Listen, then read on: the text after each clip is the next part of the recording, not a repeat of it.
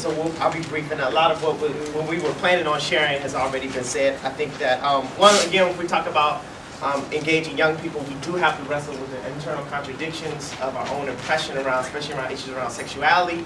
And then we also have to really look at the issue of unemployment, because young people in our cities are bearing the brunt of unemployment. In Washington, D.C., 50% of the young people are unemployed. That's right. You're here from D.C. All right. And so if we're gonna speak and organize with young people, we have to speak to issues that speak to them. Right. Also, I think what's also exciting is that our politics are not out of style. I know for Malcolm X grassroots movement, we really wrestled with this as a Obama break, like what's our place? And so what we did, we took a resident in Jackson, we ran Chokeway for city council, and he won. And so that was exciting for us because there's still a place for our politics amongst our people.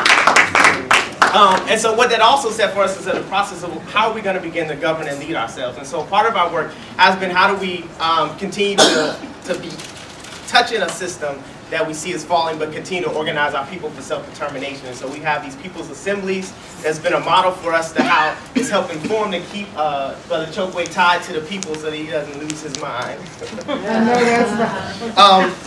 And so that's, again, a model for us as we move forward in our work. And we wanted to highlight two areas of work.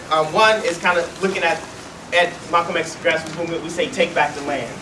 But what kind of land, or what's the quality of land that we're going to take back as we see it's becoming polluted, burnt in so many levels. So as we think about our own movements for self-determination, what's our relationship to the earth, and how are we working to preserve that which we're trying to take back. And so we have to be broad in thinking about that also. We also, when we took looking at the system and how it's being depossessing our people, what emerged in our work is Take Back the Land, which we've been organizing in Miami and other cities to go into houses and take it back, because there are, Take back the land. Absolutely, because those are our people's lands, and the U.S. government with our tax dollars have paid for these houses that these banks have been taken and then trying to resell. And so again, it's another opportunity. We talk about young people have a need for housing and employment, and so there's very concrete work that can be done there.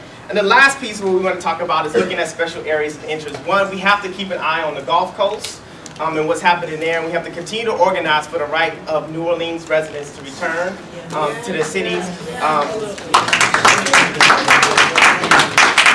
We also have to be aware of the contradiction that seems to be emerging around the recent BP prices and the $20 billion that's been put aside to serve those people where our people have no right to return. And so again, so a part of work is highlighting that contradiction. And then the last piece is our connection internationally. And so we already talked about that. For us specifically at Malcolm X Grassroots Movement, is continuing to support the work in Haiti and the return of Aristide, and also looking at the liberation of Puerto Rico. And so that's it. Thank you.